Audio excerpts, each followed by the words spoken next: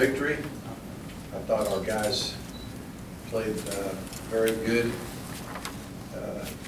in the third quarter, first and third quarter. Really, second half played pretty darn good. Second quarter wasn't a great quarter for us, but got to give them credit to their fine offensive football team, and they came and competed well. And we just kind of stumbled a little bit there in the second quarter. But other than that, we played pretty good.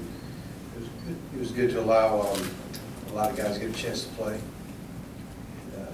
that was a positive. So I'll open it up. Nick doing what he's been doing. Say again, Nick? Nick, yeah, it just never seems to stop. Well, they did a great job on him in the first half, obviously. I challenged our line, both lines of scrimmage at halftime. I just said, there's a lot of things being said, but I said the way I see it is they're beating us up front, both sides of the ball. I thought they ran the ball pretty darn well against us. I thought they protected pretty well. And we did. I said we had. I don't think we had one clean run. I mean, with that back could just come through that line of scrimmage and get into the perimeter. I don't think we had one of them in the first half, and then all of a sudden, about 3, 4, maybe 3 or 4 in the very first drive of the second half. And just once we started creating a little space for Nick and the rest of the backs, then that's when the big chunks came. And really glad to see that. Was some of that bouncing runs outside there early in the third quarter, because it looked like the ones in the first half were going straight to the middle? No, well, some did bounce eventually, but there were creases to cut up into. It wasn't like he was all wadded up and he had to bounce. It was blocked well. The second half, first half, we just didn't get a lot of movement, and we had some good. Our backs were churning their legs and pushing the pile and getting some tough yards, but they never really got a head of steam up until the second half. Mark, you said you challenged your guys at halftime. How much of what was going on do you think reminds one of someone else like?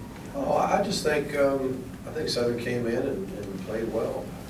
I mean, we started out well. I mean, we didn't play awful in the first half. We just didn't play as good as I think we can, and I just thought we were losing the battle up front. And, it wasn't an unbelievable fire and brimstone speech or anything like that, but I just said, the way I see it, I think their line of scrimmage is beating ours right now. It's a big man's game, and we can talk about everything else we want, but if we control the line of scrimmage, then good things will happen. That's about how it went the second half.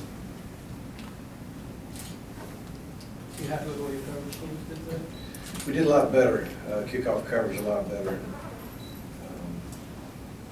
That guy's very dangerous, as you could tell. A couple of times he got a little bit more yardage that he kind of earned on his own by making people miss, but we kind of had him hemmed in, but he's just so quick and fast. We struggled getting him on the ground early on.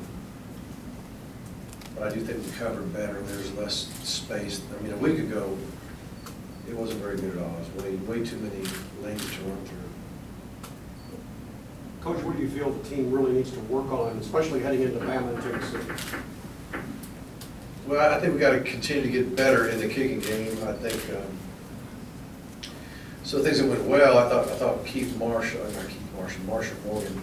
I thought he kicked the ball well as far as the kickoffs. I thought they went. There was one that went right down the middle of the field, which is where we did not want that ball to go, but it wasn't deep enough where it didn't get returned. But most of the balls were in the spot on the field where we asked them to. Most of them had hang time for us to cover.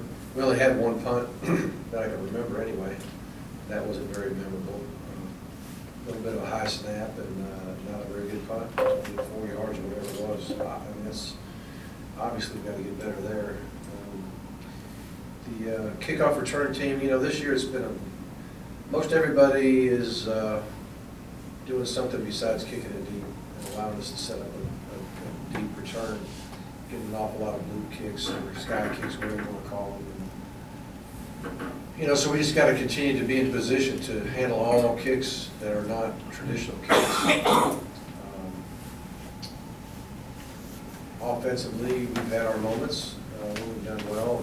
We just will be challenged, obviously, by Alabama's defense. And then defensively, the same goes for that team. we know we got a great challenge ahead. And our focus is going to be to continue to try to improve. That's been it from the beginning of camp to every single week of practice. And that's what we feel like we need to focus on the most is making corrections and getting better at what we do. Mark, what do you think the chemistry seems to be doing? They have done well together, and Malcolm is the #1 progression on a lot of the things we do, and he's come through. But like even a couple of those slants we hit, because it was a one high safety, went over there. If it was two high safety, it'd have gone the other side of the field. So it's not like we're throwing it to Malcolm no matter what, but when it has been the right coverage, and he's been the first progression, he's gotten open, and Grayson's done a pretty good job of putting him on there. Mark, can you put a play that didn't count on six highlight here? Yeah, you can. I mean, you may show that, but we had 2 penalties, 2 costly 5-yard penalties. That's not a lot. 2 penalties for 10 yards doesn't sound bad, right? But you erased the interception, right, on defense, and you erased that long touchdown pass. So, and that was the thing we really wanted to get better at and be more disciplined in regard to penalties. And it was an improvement statistically. 2 for 10 yards. You're like, hey, that's not too bad. But what did it cost us?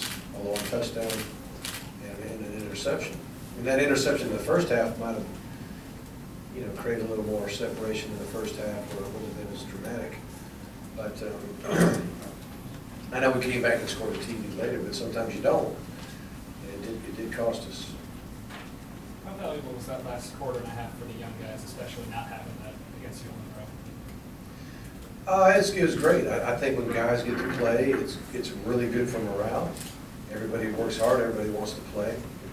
And it's certainly good to gain experience, because you just never know when you're going to get in a game. And sometimes it's gaining experience in case somebody gets hurt or something happens to a starter. Sometimes you get in there and play so good, the coach is like, I got to get this guy more reps. And that's what you try to prove when you get in a game like that. How much is Malcolm Parrish improved? He gets the block, and then he tackles that receiver for a 2-yard loss on that second possession. Right. Malcolm's he's a very good football player. He's become a very reliable guy. We have a good trust factor with him. He takes care of business.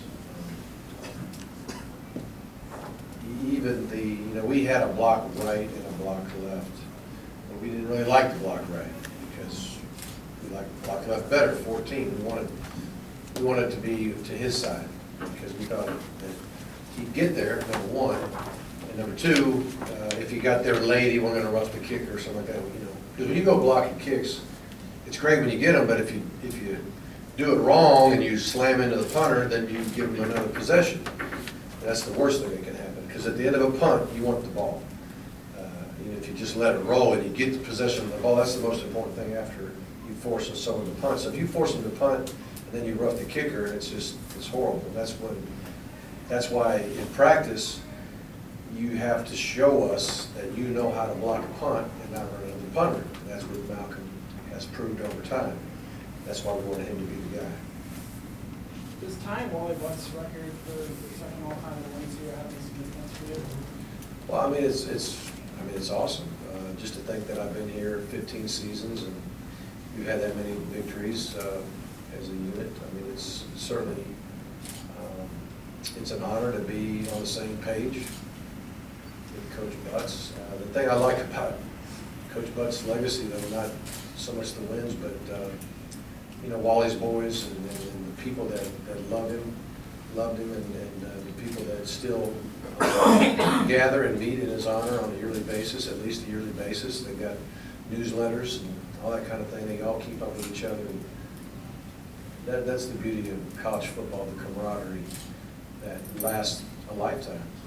And so just to be near his name and the records, that's pretty neat. Mark, there's obviously going to be a lot of hype of even the LME fans and media. How important is it to your team to sort of not get sucked in by that? Yeah, that's the very thing I said to the team after the game is, first of all, we got a 3-game stretch coming here. very important in league play. And I said that very thing. I said, you know, the media's gonna wanna talk about the game, and the fans are, and which is great. I mean, we've created enough momentum for people to get excited about a game, but, you know, we have to be very focused on what's going on at the Butts-Mehre building. We gotta be focused on what's happening in the classroom, and at the Rankin Smith Center, our academic center. Those are the places we just gotta be concerned with. All the other stuff is just, it's not healthy to get in the middle of it. You focus on your job, you focus on getting better, you focus on your schoolwork, and what your coaches say, and what your teammates say.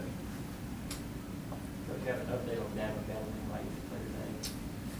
Yeah, he got a little, he had a concussion, and he's doing well, but he wasn't ready to play today in practice. He hasn't done everything he needs to do to be able to at this moment, but my guess is, I mean, his symptoms have, I don't know if they've gone 100% away. I talked to Ron today, but he was moving in a good direction in a hurry. What about, I'm sorry, Sony's played today, that one 58-yard run. How special do you think Sony was?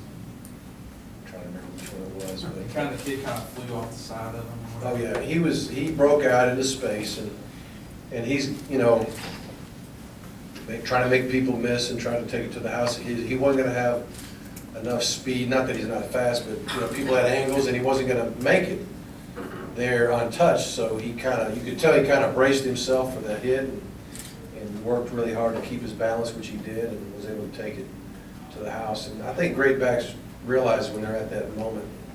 You know, there's times when you know you can speed by everybody. And there's times you know that you're about to, you got one guy to beat, and if somehow you can break a tackle or make him miss, you're going to score. And so that's why you'll see a lot of backs that get tripped up a little bit by one guy. They're like, man, I had 50 more yards right there, the easy yards, you know, when you break out, and they try to get to those easy yards. But he earned that one. Did a good job. Mark, I know with this being the first time we play Alabama since 2012, and I know that game doesn't have anything to do with this one. But how do you look back on that game? How do you? I'm trying to think if there'll be a lot of value in looking at the tape. It may end up, I don't know if it'll get the breakdown, it was so long ago, but it might be one worth looking at, because you get the same defensive coaches there. Not the same personnel, obviously. There may be a couple here and there. But, you know, maybe worth taking a look at. You know, Malcolm Ford kind of came down, Malcolm Mitchell came down to y'all in Alabama. He said, do you remember that day when he picked Georgia somewhat unexpectedly or whatever it was? I remember being excited about it. I remember it being really tight race. I think, did he have an announcement that maybe Bobo was at? Or Bobo and Lily were in the parking lot and Malcolm was Yeah, there was some kind of drama. I don't remember. Yeah, there was some drama there that I didn't witness, but in the end we got it, and it was a big victory that day. Anybody else? Mark, the Bama game was something that obviously fans were excited about when the date was announced and all that, but you guys still have 4 games to play. How do you think you guys have positioned yourself heading into this game?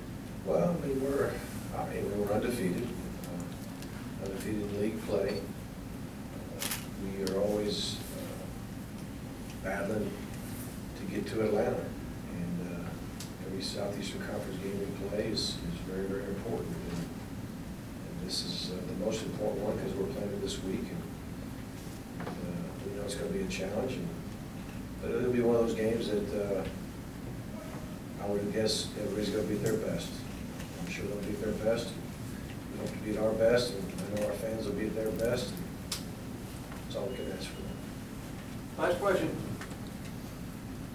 All right, thank you, folks.